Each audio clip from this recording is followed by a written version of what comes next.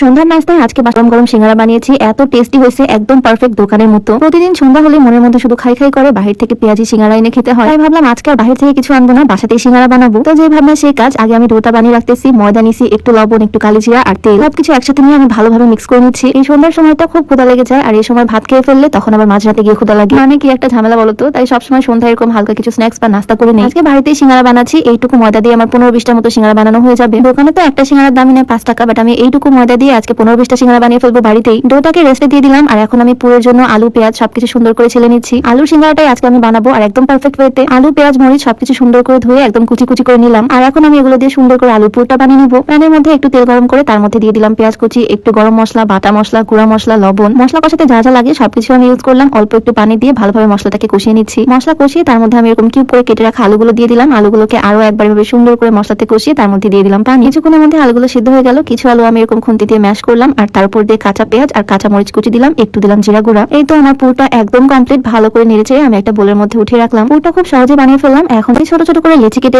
রেখে দিচ্ছি, আর সবগুলো আমি গোল গোল করে একটু লম্বাটে শেপে বেলে নিব। একটা লেচি থেকে 2টা সিঙ্গারা হবে, মাঝখান থেকে আমি কেটে নিলাম, আর এখন খুবই সহজে সিঙ্গারাটা বানিয়ে ফেলবো। আটার এই সাইডটাতে আমি একটু পানি লাগিয়ে নিলাম। এখন সুন্দর করে কোণ আকৃতি ভাবে এভাবে লাগিয়ে নিচ্ছি। একবার দেখলে তোমরাও পারবা, খুবই ইজি এটা বানানো। এই কোণের মধ্যে আমি দিয়ে দিলাম কিছুটা আলুর পুর। আবার আমি হালকা করে পানি লাগিয়ে হাত দিয়ে চেপে চেপে এটাকে আটকে দিচ্ছি। আর থার্ড টাইমের মতো আরেকবার আমি পানি লাগিয়ে নিচ্ছি পুরাটাতে, আর আরেকবার এভাবে ফোল্ড করে চেপে চেপে আটকে নিচ্ছি। এই তো আমার সিঙ্গারা কমপ্লিট। খুবই সহজ এটা বানানো, একদম ইজিলি এই সিঙ্গারাটা বানানো যায়। সবগুলো ভাবে আমি একে একে বানিয়ে নিচ্ছি। একটু লম্বাটে করে বেলে নিচ্ছি, মাঝখান দিয়ে কেটে এভাবে কোণ শেপ দিয়ে নিলাম। এনে কোণের মধ্যে কিছুটা পরিমাণে দিয়ে দিব আলুর পুর। আবার হাতের মধ্যে পানি লাগিয়ে সুন্দর করে সিঙ্গারার মধ্যে সিল করে দিচ্ছি। আরেকবার পানি লাগিয়ে নিব, আর ভালো করে এটাকে ফোল্ড করে দিব, তাহলে সিঙ্গারা রেডি। এটা সবাই করতে পারবে, খুবই ইজিলি করা যায়। এভাবে এক এক করে আমি প্রত্যেকটা সিঙ্গারা বানিয়ে নিলাম। বলো তো এখানে কয়টা সিঙ্গারা হয়েছে? আমার তো মনে হয় 20টারও বেশি। তো আমার সিঙ্গারা বানানোর সব প্রসেস ডান। এখন জাস্ট এগুলোকে ডুবো তেলে ভেজে নিব। আমি শুধু বানাতে বানাতে এটাই চিন্তা করতেছি, কত কম খরচে আমি কতগুলো সিঙ্গারা বানিয়ে ফেললাম। তাও আবার একদম বাসায় বানানো, কোনো রকমের ভেজাল নাই। আমি একদম লো হিটে সুন্দর করে উল্টে পাল্টে সিঙ্গারাগুলোকে ভেজে নিচ্ছি। একটু সময় নিয়ে সুন্দর করে ভেজে নিচ্ছি, যাতে একদম দোকানের মতো মুচমুচে হয় খেতে। কিছুক্ষণ ভাজার পরে দেখো খুব সুন্দর একটা কালার আসছে। আর কয়েক মিনিট এটা ভেজে নিব। 10-12 মিনিটের মতো আমি সুন্দর করে এপাশ ওপাশ করে উল্টে উল্টে ভেজে নিছি, আর এখন একদম পারফেক্ট হয়েছে এই সিঙ্গারাগুলো। গরম গরম সিঙ্গারা আমি খুব সুন্দর করে এখন সার্ভ করাবো। আমরা বাসায় যে কোনো কিছুর সাথে সস খেতে অনেক পছন্দ করি, তাই একটু সস দিলাম, আর উপর থেকে একটু কাঁচা পেঁয়াজ আর কাঁচা মরিচ কুচি দিলাম। এই তো আমার বাসা বানানো সিঙ্গারা একদম ডান। দেখে তো মনে হচ্ছে একদম 2 বেশি সিঙ্গারা বানিয়েছি আমি। আর খাওয়ার সময় 10 মিনিটের মধ্যে সবগুলো শেষ। বাসার সবাই এটা অনেক বেশি পছন্দ করছে, আর আমার নিজের কাছে অনেক ভালো লাগছে। তোমাদের কাছে আজকে আমার এই ভিডিওটা কেমন লাগলো অবশ্যই জানিও। দেখা হয়ে যাবে নতুন কোনো ভিডিওতে। সবাইকে আল্লাহ হাফেজ।